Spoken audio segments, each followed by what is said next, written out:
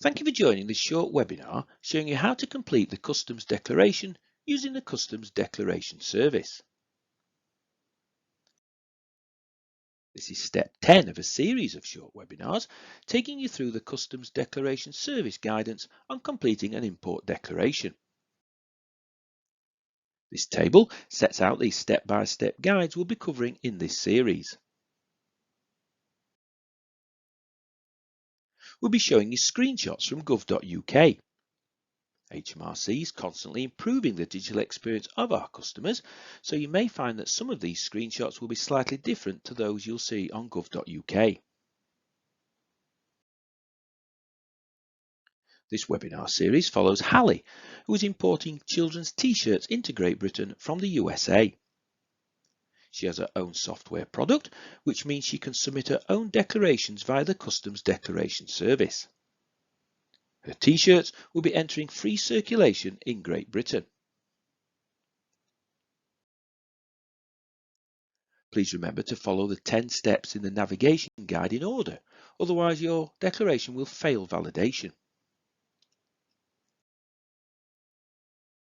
Hallie needs to ensure that she's on the Navigate the CDS Declaration Instructions for Imports page, previously referred to as the Navigate the UK Trade Tariff CDS Volume 3 for imports. If Hallie scrolls down, she'll see the 10 steps she needs to follow.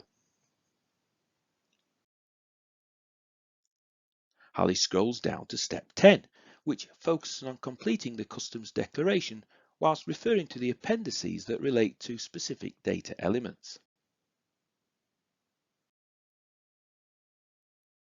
In the previous webinar, Hallie completed her declaration by reviewing all data element groups using the CDS Declaration Completion Instructions for Imports alongside Appendices 1 and 2. However, some data elements require specific codes that can be found in additional appendices.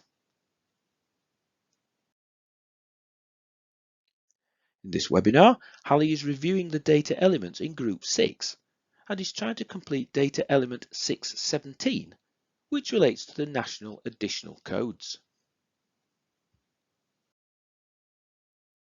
She has checked appendices 1 and 2, but there is no information on data element 617 in those appendices. Therefore, Hallie reads the information on this data element with particular focus on the subheading All Declaration Categories. From this, Hallie can see that, as identified in step 2, her goods are 0 rated, and this needs to be declared in this data element. Hallie clicks on Appendix 19, which has specific data element information on how to declare goods subject to VAT 0 rating, which opens this page. Hallie selects View Online. This then opens this page, which has a list of possible codes and their descriptions that can be declared in data element 617. Hallie reviews all the codes that might be relevant to her declaration. The only code that Hallie found that is relevant to her declaration is VATZ. Hallie has now started her journey of completing her customs declaration. It's important that she reviews all the previous steps to ensure that she has used the correct information and identified her codes correctly. As a summary, we will now take a quick look at the previous steps. Step 1 was about identifying Hallie's declaration category. Hallie continues to review Appendix 21A, which relates to declaration category H1. Step 2 was about finding the specific commodity code for Hallie's declaration, which she has to revisit in later steps to check whether any other information is needed, for example, in relation to additional information or document codes. Step 3 was to identify Hallie's procedure code. This is the first time Hallie used Appendix 1, which she continued to use throughout her declaration. In steps 4 and 5, Hallie used Appendix 1 and the data element 110 to data element 111 correlation matrix to identify the permitted additional procedure codes, and used Appendix 2 to determine which additional procedure codes were relevant to her declaration scenario. In step 6, Hallie identified the possible additional information code for her declaration. To do this, Hallie used Appendix 4 alongside Appendices 1, 2 and the UK Integrated Online Tariff. Step 7 identified the document and other references codes using Appendix 5 alongside Appendix 1 and 2, as well as the UK Integrated Online Tariff.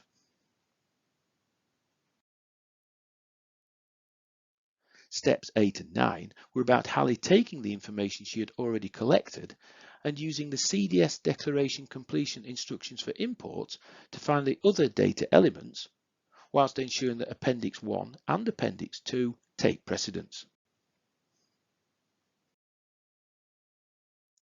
In the final step, Hallie uses the appendices to identify specific codes for specific data elements.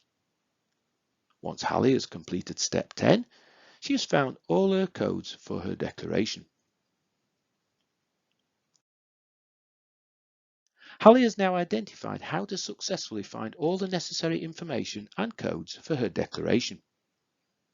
Once Hallie has identified all the information and the codes, her next step will be to complete and then submit her declaration.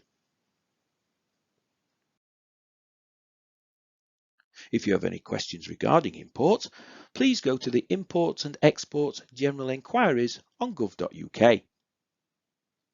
You can also contact HMRC via any of the channels, such as Digital Assistant, web chat or phone. This is the last webinar from the Customs Declaration Service Declaration Customs Clearance Instructions for Imports series. Thank you for watching.